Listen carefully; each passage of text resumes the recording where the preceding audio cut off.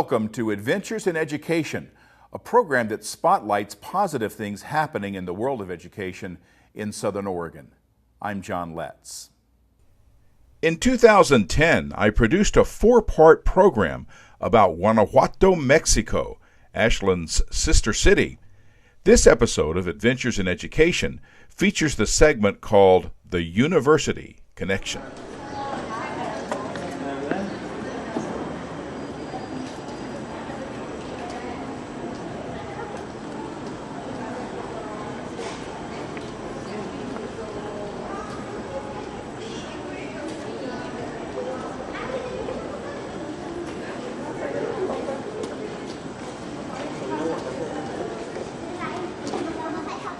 Strolling down Avenida Juarez, locals and tourists alike are transported to a unique place and time.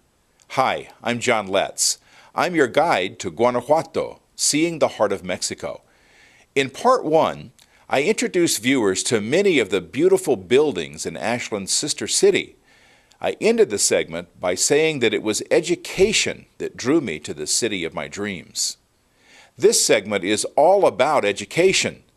Actually more about the people involved with higher education who helped forge a very close bond that's rare among exchange programs and sister cities.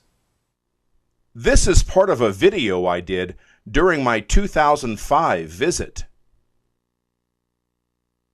I first came to Guanajuato in 1989 to attend the University of Guanajuato. I was one of scores of students who participated in the Amistad Program. Amistad means friendship. I began each day climbing these stairs, then about 100 more to reach the top level. That's where I took my Spanish classes. For over 35 years, this exchange program between Southern Oregon University and La Universidad de Guanajuato has strengthened ties between this Mexican city and Ashland, Oregon. I was fortunate to find these performing artists practicing at the university.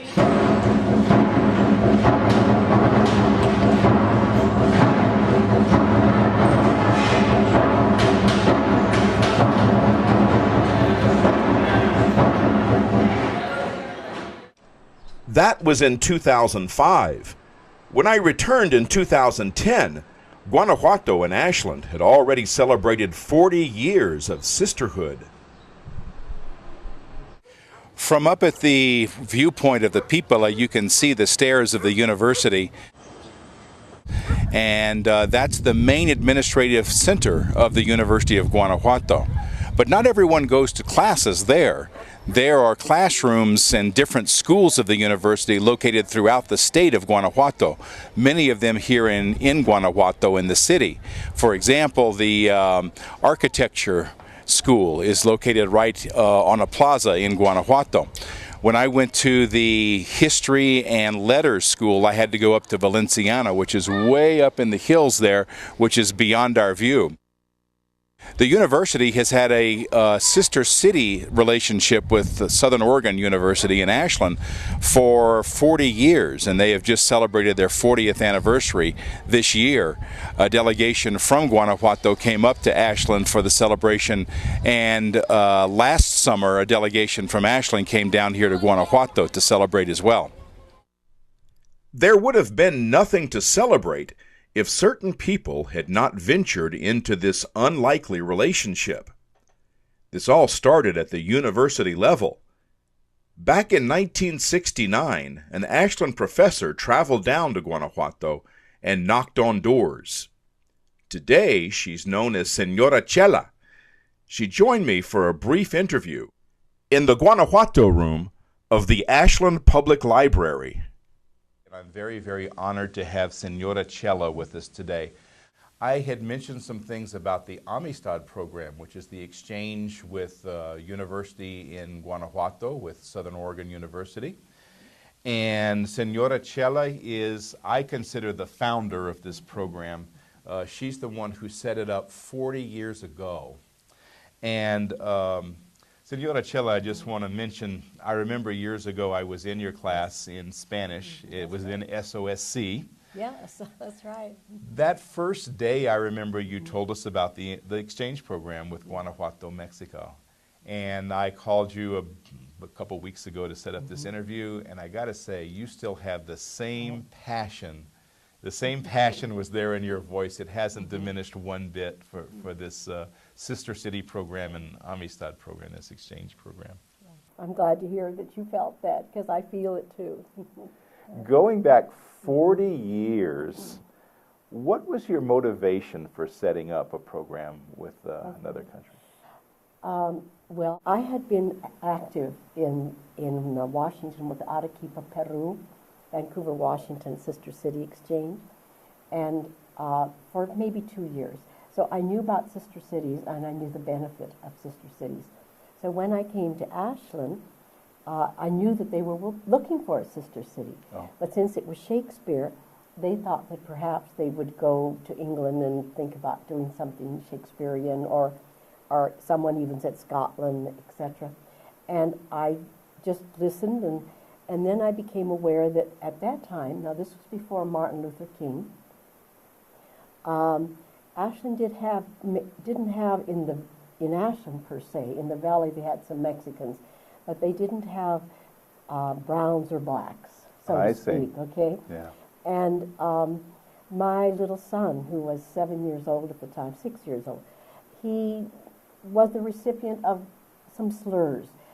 He looks very, well, they didn't know what he was, so they called him every name, you know. They didn't know whether he was Mexican or Indian from the United States, or Indian from India, or etc. So he came home with some fights, you know, that he had in the playground. And I thought, you know, after straightening it out with the teacher, I taught him a lot of songs, and he did show and tell. I taught him, because I'm part Apache Indian, my mother's Apache, my father's from Spain, from Avila. I taught him just a lot of songs and dances, and he picked up. So he did show and tell, and he was the hero instead of, you know, the person that they were against. He became part of the whole system, and I thought, you know, I think Ashland needs perhaps a sister city in Mexico, so that people could become acquainted with the culture of Mexico, and not just the beautiful Mexican people that were here as laborers. They had a wonderful culture too, but they didn't have an opportunity to show it, you know, when they were here in the valley picking. So having known about Guanajuato, having seen it before, and realizing that it was, in my opinion, the cultural center of Mexico, I thought this would be a wonderful city to have. Well, what a difference 40 years makes. Yes. Well, could you tell us some about, so you had the motivation, and I assume you went down to Guanajuato to make some contacts. So how did that go? Well, at the beginning, we were talking both exchange of the university, the two universities, University of Guanajuato and SOC. SOSC at that time, because I came when it was SOC. SOC, wow.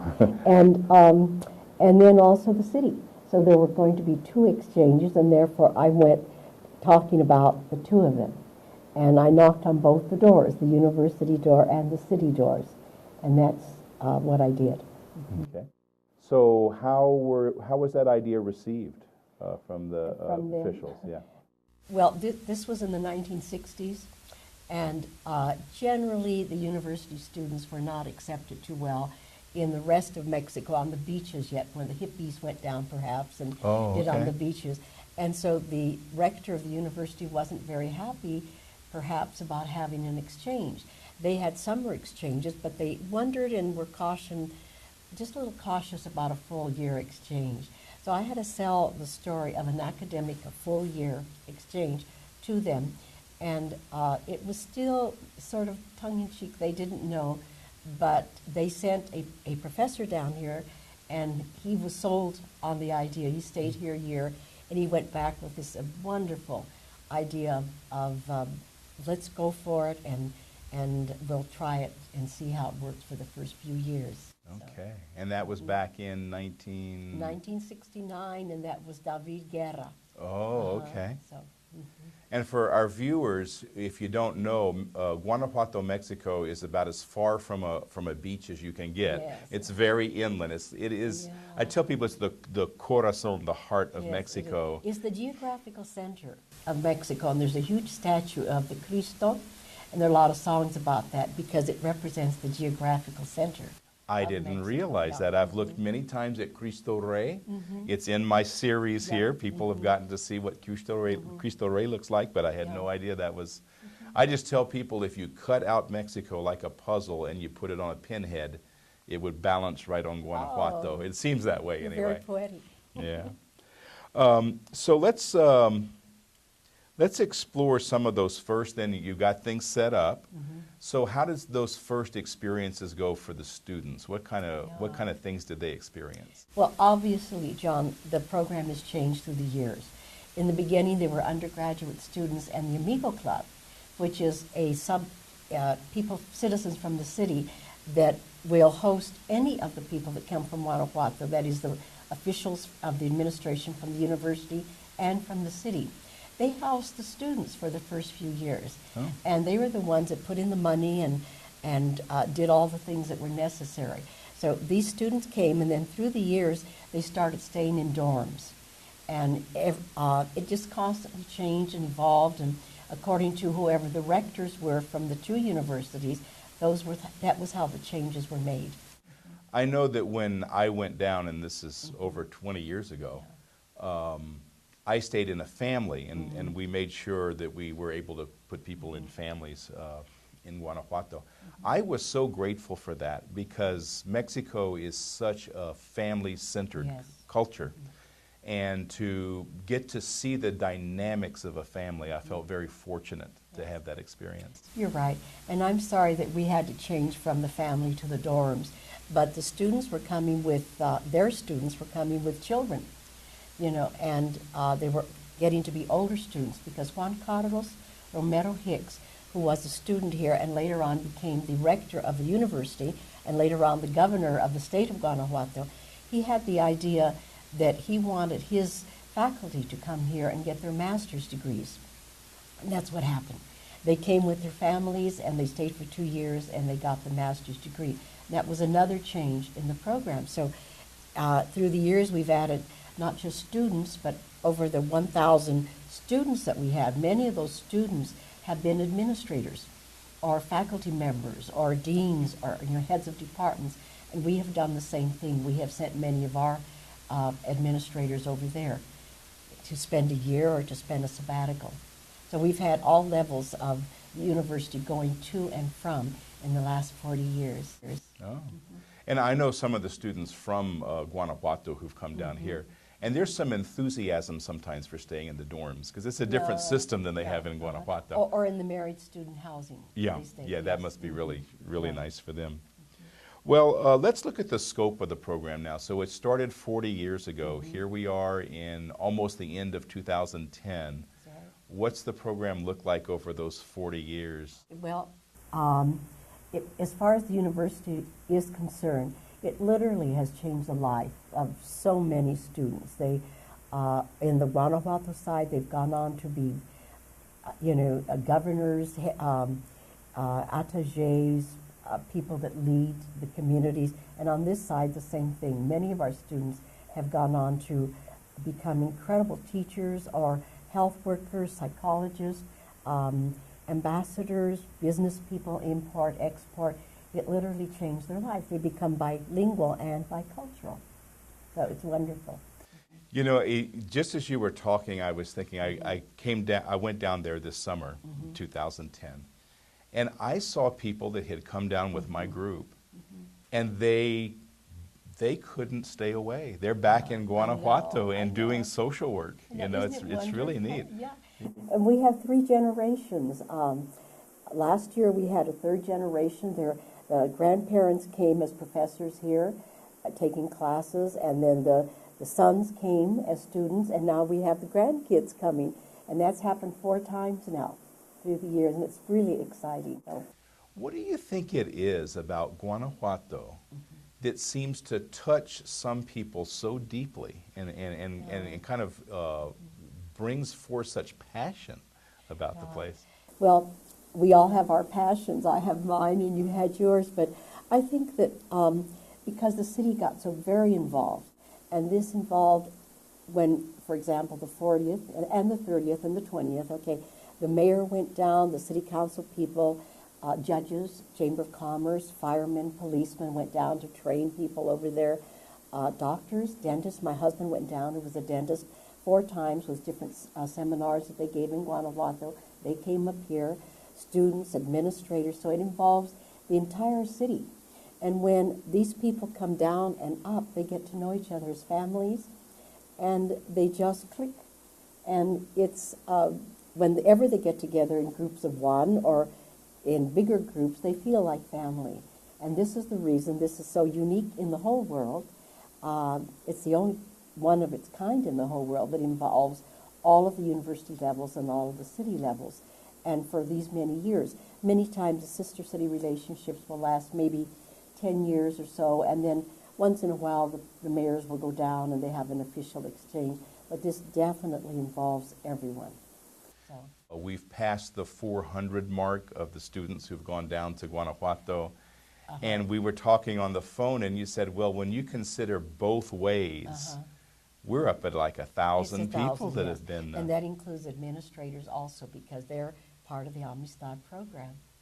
That's huge. It is, it is. Huge. And we have 81 marriages now between the University of Guanajuato and SOU. It's just incredible, and many, many children. Wow. So, yeah. Well, that's where a lot of that passion went, apparently. Well, what do you see for the future of the exchange, the Amistad Program and the Amigo Club and all that? That's so hard to say, because if someone had asked me 20 years ago, I wouldn't have been able to talk about what's happening now. You can only assume. But the very interesting thing is that we came upon a yellow piece of paper writing the history of this, and we're busy doing that now. And my husband, who was one of the founders, along with Ken Jones and Ginny Cotton and Al Schwab, Leo Van Dyke, etc., they got together and they envisioned, and it said exactly what we have done.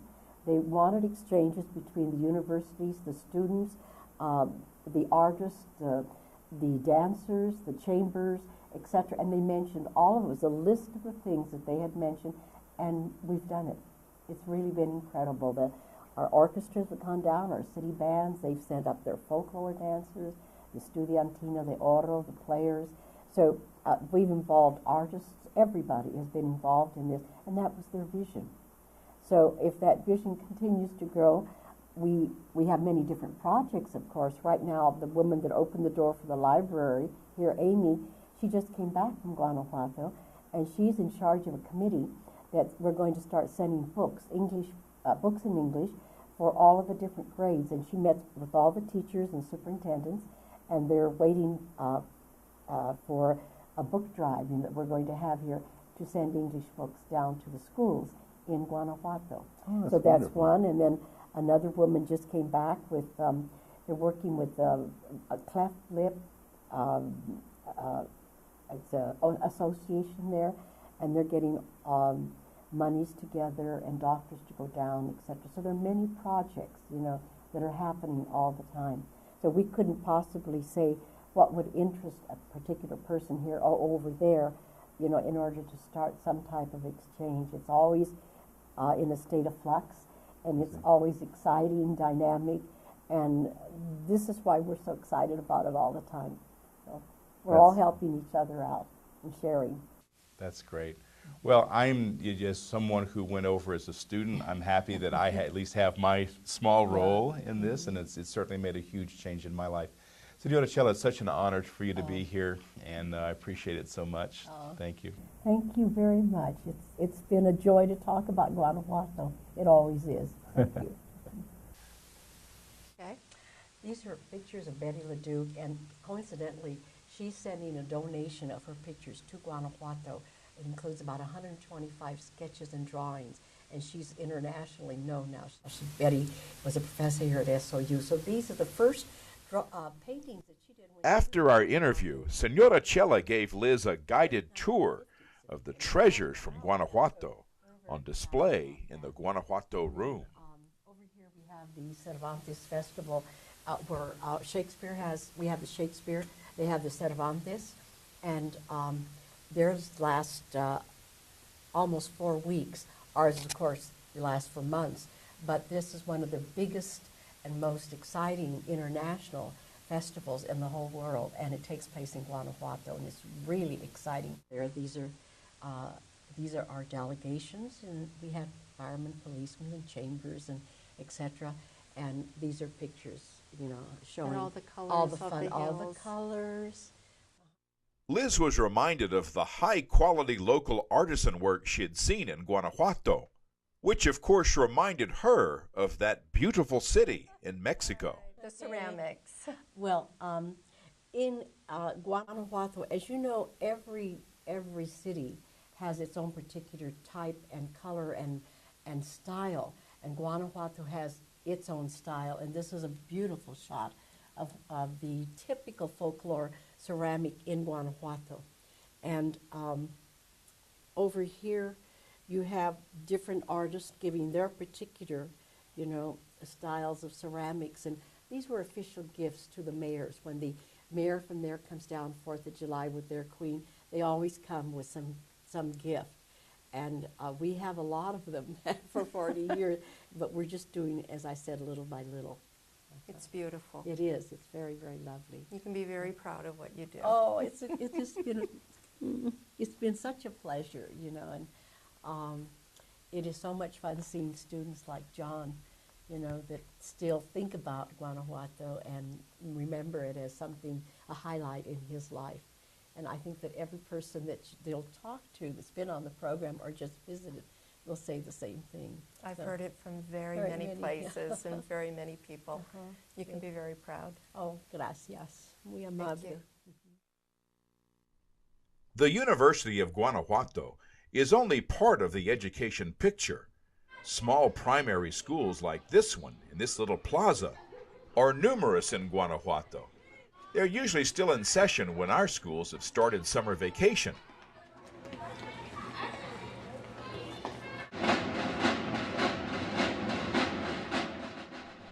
Speaking of summer vacation, that's an event to be celebrated in Guanajuato, with parades like this one near Guanajuato's Embajadores Park. I know. You're never far away from some kind of fiesta, some kind of celebration.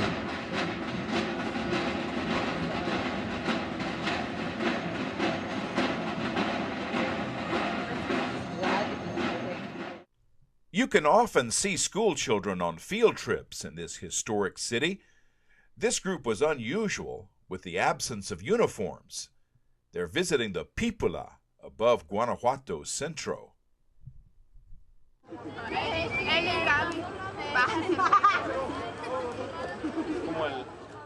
This group did have uniforms, and they learned a little bit about momentum and gravity.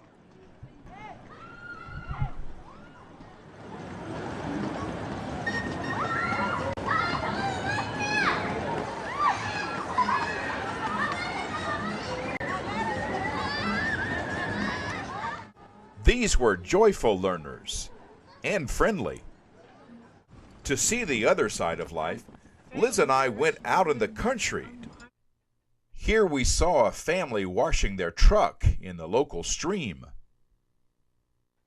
while their children splashed around just upstream, a way to escape the summer heat.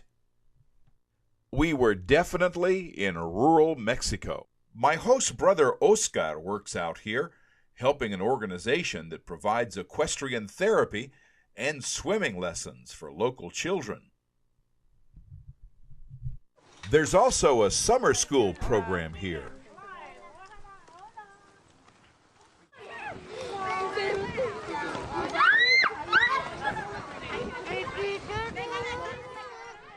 Volunteers help these rural children develop skills that may keep them in school longer.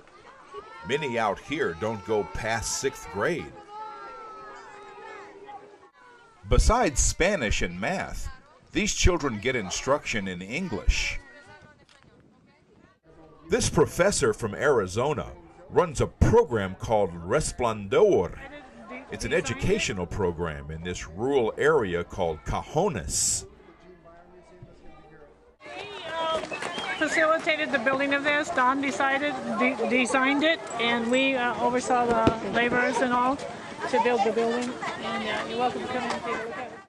Jackie McKenzie and her husband Don, along with Jolene Gailey, established Tierra de Verano, the organization.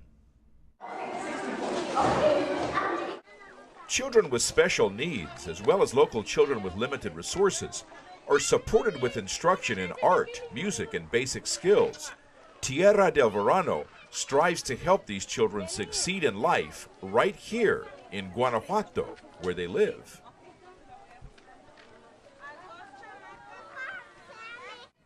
For more information, here's their website. What began 40 years ago as a response to bigotry has grown to countless acts of kindness and understanding.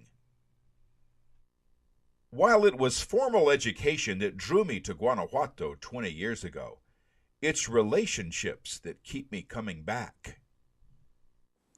In this program, we've seen how the commitment, hard work, and determination of an Ashland professor helped establish an exchange program with Guanajuato, Mexico, and a sister city relationship.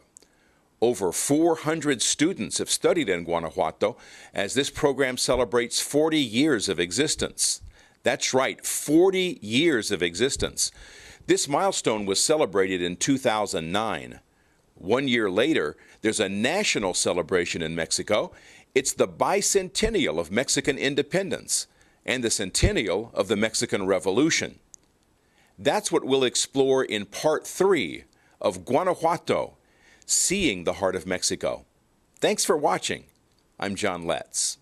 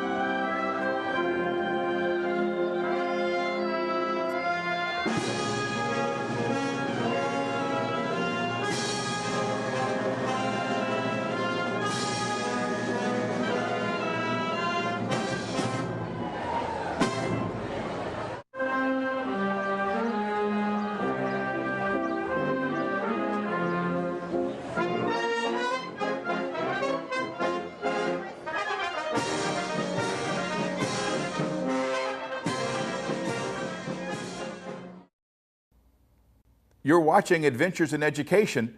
You can watch an archive of today's show and others by going to this webpage and following the link to archives. Watch RVTV on Channel 15 or 182, or visit our website for the next Adventures in Education. I'm John Letts.